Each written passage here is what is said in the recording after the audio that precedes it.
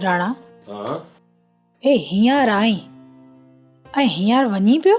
कूंज ॿाहिरि संगत मुंहिंजो इंतज़ार पई करे, ॿाहिरि न वञा छा?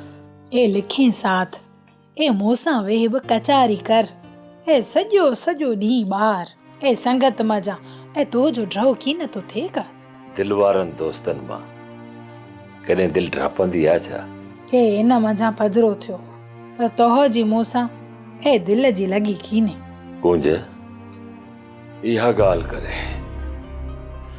तो हिन राणे खान खे असुल मारे वेठो, उफट मारे छॾी। ए कीअं भला? ओ चरी हिन राणे खान जी तोसां अहिड़ी दिलि जुड़ी आहे, अहिड़ी दिलि अथमि जो पंहिंजी हिन दिलि जी औताक में तोखे सांढे रखियो अथमि। ऐं जेकॾहिं घर में हुजां या न हुजां, पर मुंहिंजी प्यारी कूंज तूं हर वक़्तु हर जॻह ते मुंहिंजे हिन दिलि में हूंदी। कूड़ो कूड़ो ए को कूड़ करण बि तो कना सिखे। तूं मूंखे राणे खान खे कूड़ो थी सम्झे? हाँ ऐं कूड़ो? हाँ सोन जहिड़े सचे हिन राणे खान खे तूं कूड़ो थी चई? ए हाओ हाओ ए तो के थी चुआं? मूंखे ख़बर आहे तुंहिंजी हिन अकुलमंदीअ जी। वाह जो अकुल वड़ायो अथई, वाह जो अकुल। ए कहिड़ो अकुल राणा? मां तुंहिंजी ॻाल्हि की नहीं सम्धी।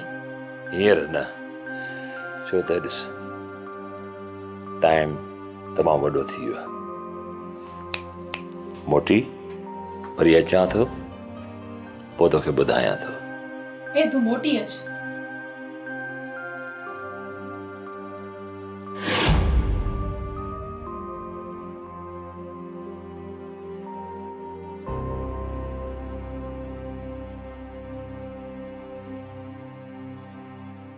पर मुज़री राणीअ जे ॻोठ वारा कीने ईंदा?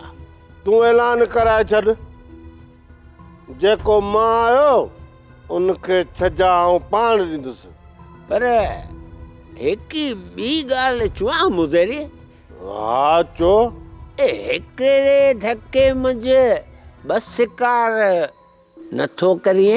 तुंहिंजे चवण जो कहिड़ो मक़सदु आहे? रईस बादल खान शिकार लाइ ईंदो न, आओ पोइ उन सां गॾिजी हलजे, चक्कर बि लॻी वेंदो, शिकार बि थी वेंदो। बादल सिंह वरी बि खणी गॾु वेंदुसि, उनजो कुझाड़ो थियो। ॿियो त उहो अलाए कॾहिं अचे, मूंखे इलाइक़ो ॾसियो आहे। जेका तुंहिंजी मर्ज़ी मुज़री। हा मुंशी, सिलूड़े वारे खे सुणाए छॾ, माण्हू जाम हले मोसी, भल त राणे वारे जी अखि खुले। कतलाई तुंहिंजी खुलंदी या राणे जी? कुझाड़े में सोची मुंशी। की कोने मुज़री, की कोने। सोचियां पियो त वञा सिलूड़े वारनि खे सम्झायां, ऐं ही बि सोचियां पियो त मवाला अलाए किथां हूंदा। हिते पियो धूड़ पाईंदो हूंदो मुंशी, ॿियो किथां हूंदो? आओ मुज़री आओ, जहिड़ो निभागो इहो रमूड़ो तहिड़ो हाशू ऐं सिलूड़े वारा, हिते ई पिया धूड़ पाईंदा हूंदा। सोप सीरियल सारंग जा तमाम एपिसोड्स ॾिसो HD क्वालिटी में। विजिट करियो असांजो YouTube channel Sindh TV HD drama.